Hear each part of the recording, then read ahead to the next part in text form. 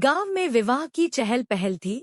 सारी औरतें सज धज के इधर से उधर घूमे जा रही थी। सारे मर्द भी साथ सज्जा करके इधर उधर इतरा के घूम रहे थे। बारात बस निकलने ही वाली थी। हमारे गांव में विवाह के अवसर पर एक बड़ी मनोरंजक रस्म अदा होती है। बारात के रवाना हो जाने के बाद वर के घर पर रथ जगा होता है।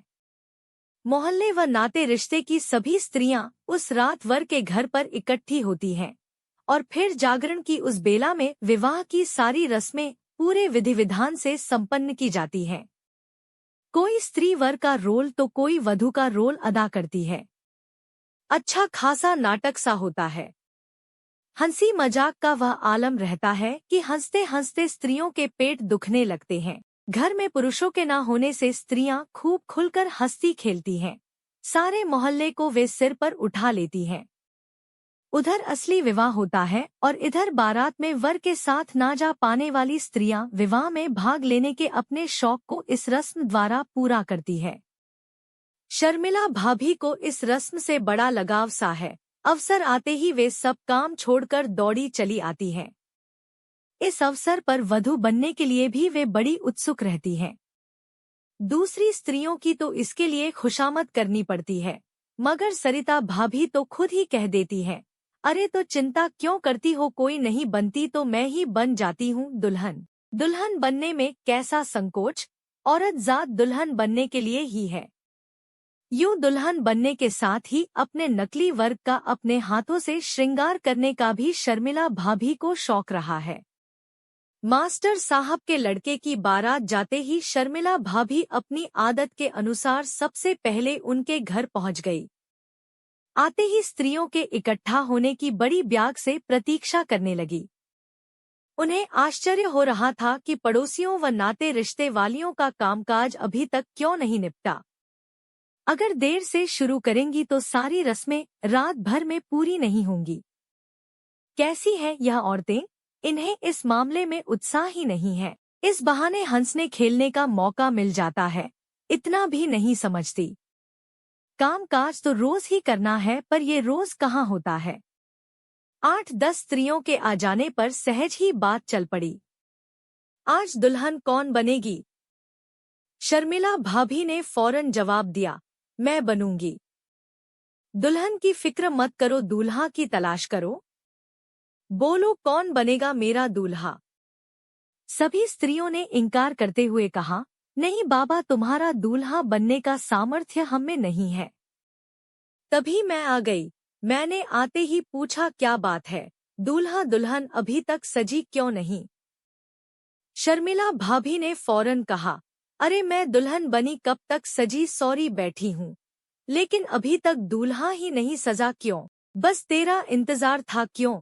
भला तुझे दूल्हा बनना है ना? नहीं बाबा, तुम्हारा दूल्हा मैं नहीं बन सकूंगी। क्यों, मैं क्या इतनी बुरी हूँ?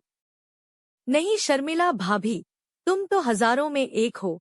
रूप रंग चाल ढाल नाक नक्श बातचीत सब में हीरा हो। क्यों मजाक कर रही है रानी? यह मजाक नहीं है शर्मिला भाभी। मैं अगर पुरुष होती तो क्या करती?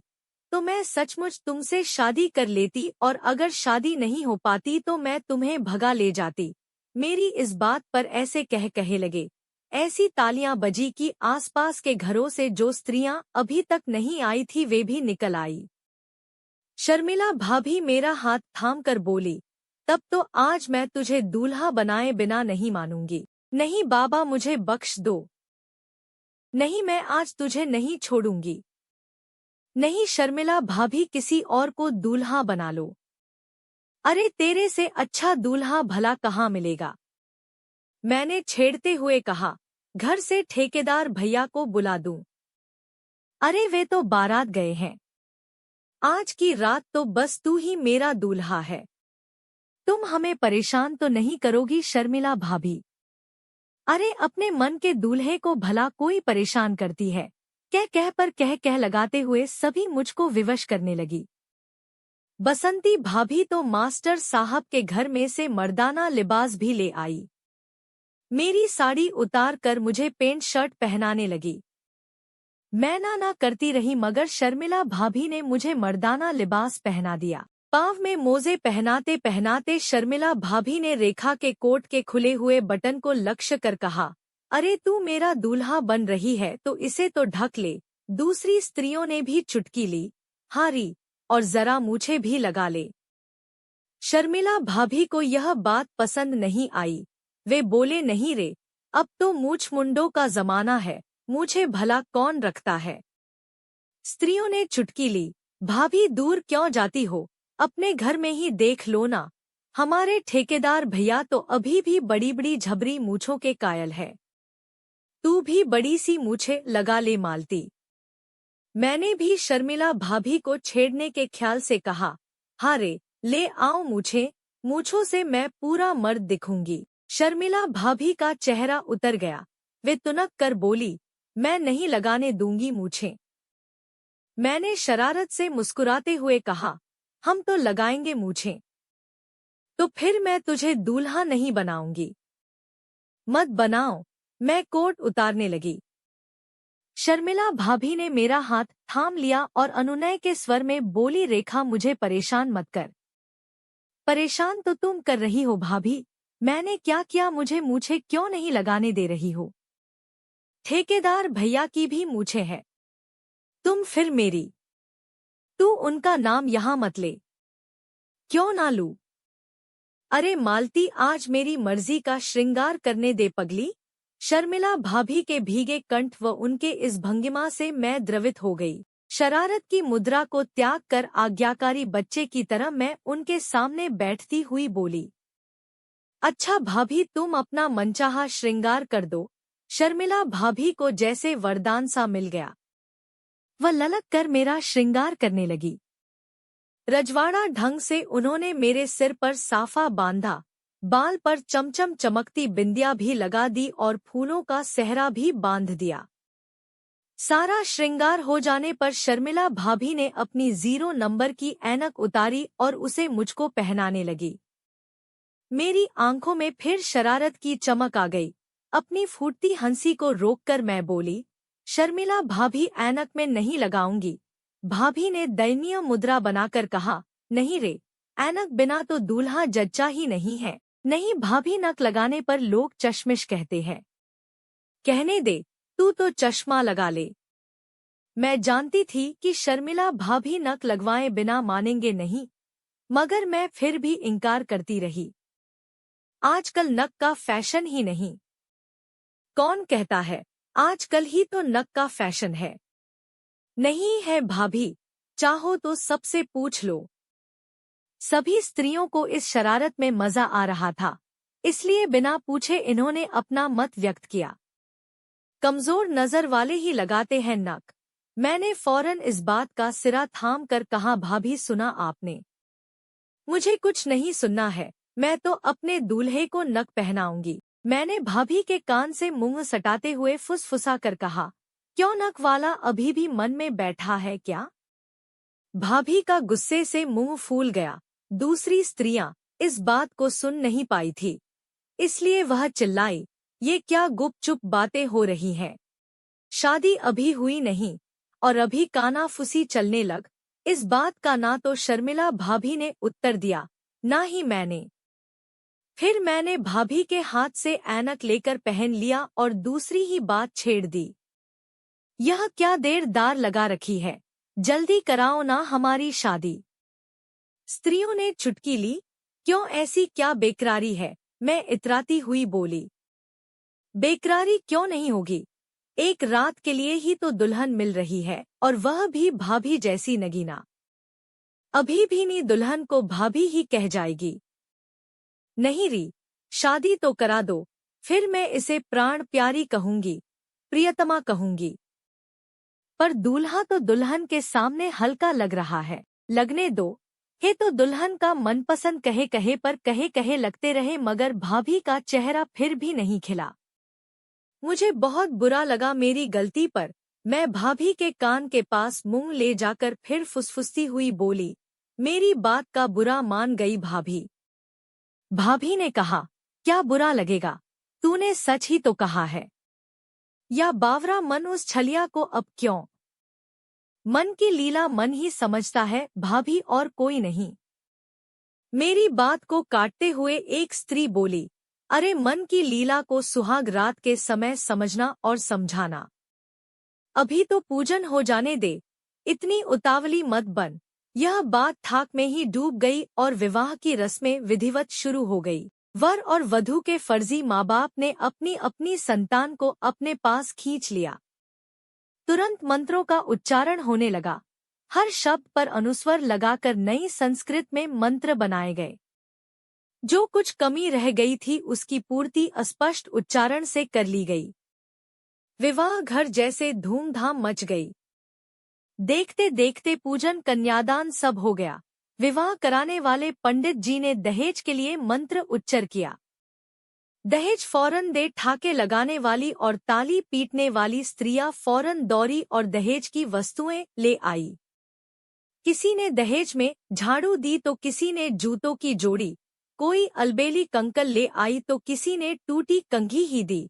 इसी तरह एक से एक निराली वस्तुएं दहेज में आती गई। बकायदा सबकी सूची बनी। उस सूची में नाम व वस्तु दर्ज की गई। हंसते हंसते सभी के पेट दुखने लगे। दान दहेज से निपटते ही दूल्हा दुल्हन का जुलूस निकाला गया। दूल्हा दुल्हन को तांगे में बैठाया गया। बैंड बाजा आगे आगे और तांगा पीछे पीछे चला। बाकी स्त्रियां मंगल गीत गाती हुई तांगे के पीछे होली। सारे मोहल्ले में खलबली मच गई। कुछ लोग हैरान हुए, कुछ मुस्कुराए। सब रस्मों को निपटाने के बाद विवाह की खास रस्म सुहाग रात का आयोजन हुआ। दूल्हा दुल्हन को एक कमरे में ढकेलकर कुंडी चढ़ा दी गई। कुछ अलबेली इस मौके के गीत गाने लगी तो कुछ चुहल करने लगी।